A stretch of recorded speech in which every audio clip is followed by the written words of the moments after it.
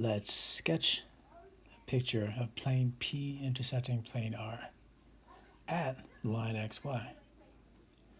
And then segment ZW lies in plane P, and plane P is perpendicular to plane R. Alright, let's begin with these two planes, keeping in mind that they need to be perpendicular to each other. Alright, in this picture, these are parts of planes. Planes, you know, are infinite in all directions, infinite flat surfaces.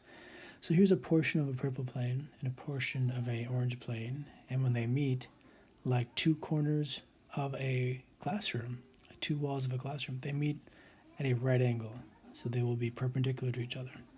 We'll call this one plane P, and the orange one will be plane R. Alright, so next, these planes intersect at line, the double arrows on line, XY. So right where they touch, that's line XY, so let's just place 2 points down there, point X and Y.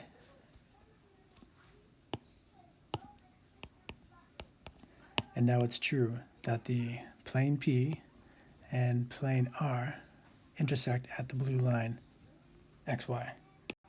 Plane P and plane R intersect at line XY.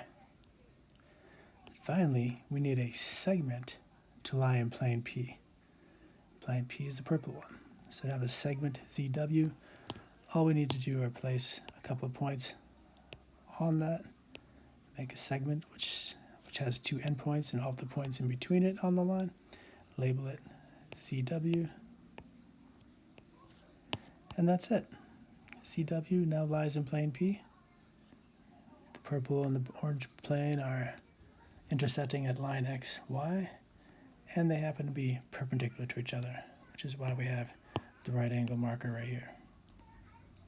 That's it for number 17. I hope that helped.